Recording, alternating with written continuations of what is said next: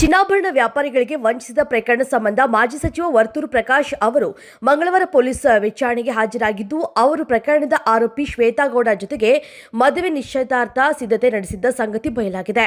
Commercial ಸ್ಟ್ರೀಟ್ನ ಚಿನ್ನಾಭರಣ ಮಳಿಗೆಯಲ್ಲಿ 2.42 ಕೋಟಿ ರೂಪಾಯಿ ಚಿನ್ನಾಭರಣ ಖರೀದಿಸಿ ವಂಚಿಸಿದ ಪ್ರಕರಣ ಸಂಬಂಧ ವಿಚಾರಣೆಗೆ ಬರುವಂತೆ ಪುಲಕೇಶಿನಗರ ಠಾಣೆ ಪೊಲೀಸರು ವರ್ತೂರು ಪ್ರಕಾಶ್ ಅವರಿಗೆ 3ನೇ ಬಾರಿಗೆ ನೋಟಿಸ್ ಅನ್ನು ಜಾರಿ ಮಾಡಿದ್ರು.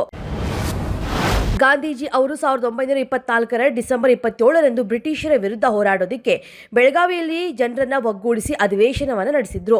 ಅದರ ಶತಮಾನೋತ್ಸವ ಅಂಗವಾಗಿ ರಾಜ್ಯ ಸರ್ಕಾರ ಸಂಭ್ರಮಾಚರಣೆಯನ್ನು ಹಮ್ಮಿಕೊಂಡಿದೆ. ಗಾಂಧಿ ಭಾರತ ಕಾರ್ಯಕ್ರಮಕ್ಕೆ ಅಂತಿಮ ಸಿದ್ಧತೆಗಳು ಭರದಿಂದ ಸಾಗಿವೆ. ನಗರ ವಿದ್ಯುತ್ ದೀಪಾಲಂಕಾರಗಳಿಂದ ಕಂಗೊಳಿಸ್ತಾ ಇದೆ. ಕೊಪ್ಪಳ ಜಿಲ್ಲೆಯ ಕಾರಟಗಿ ತಾಲೂಕಿನ ವ್ಯಾಪ್ತಿಯಲ್ಲಿ ಸರಣಿ ಕಳವು ಪ್ರಕರಣಗಳು ಜರುಗ್ತಾ ಇದ್ದಾವೆ. ಕಳ್ಳರ ಹಾವಳಿಗೆ ಸಾರ್ವಜನಿಕರು ಭೀತಿಗೊಂಡಿದ್ದಾರೆ. ತಾಲೂಕಿನಲ್ಲಿ ತಿಂಗಳ ಅವಧಿಯಲ್ಲಿ 10ಕ್ಕೂ ಹೆಚ್ಚು ಕಳವು ಪ್ರಕರಣ ವರದಿಯಾಗಿವೆ. ಪೊಲೀಸ್ ಠಾಣೆಗಳ ವ್ಯಾಪ್ತಿಯಲ್ಲೂ ಕೂಡ ಕೆಲವು ಕಳವು ಪ್ರಕರಣಗಳು ಜರುಗಿವೆ.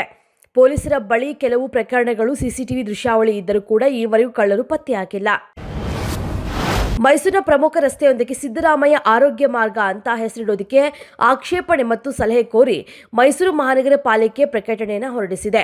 ಈ ಪ್ರಕಟಣೆಗೆ ತೀವ್ರ ವಿರೋಧ ವ್ಯಕ್ತಪಡಿಸಿರುವಂತಹ ಪ್ರತಿಪಕ್ಷ ಜೆಡಿಎಸ್ ಮೂಡ ಹಗರಣದ ಪ್ರಮುಖ ಆರೋಪಿ ಹೆಸರನ್ನ ರಾಜ್ಯದ ಸಾಂಸ್ಕೃತಿಕ ರಾಜಧಾನಿಯ ರಸ್ತೆಯೊಂದಕ್ಕೆ ಇಡುವುದನ್ನು ಒಪ್ಪೋದಕ್ಕೆ ಸಾಧ್ಯವಿಲ್ಲ ಅಂತ ಕಿಡಿಕಾರಿದೆ. ಇದೇ ವೇಳೆ ಮೂಡ ಹಗರಣದ ಪ್ರಮುಖ ದೂರುದಾರ ಸ್ನೇಹಮಯಿ ಕೃಷ್ಣ ಕೂಡ ಮೈಸೂರು ಮಹಾನಗರ ಪಾಲಿಕೆ ಪ್ರಕಟಣೆಗೆ ಆಕ್ಷೇಪ ವ್ಯಕ್ತಪಡಿಸಿದ್ದಾರೆ.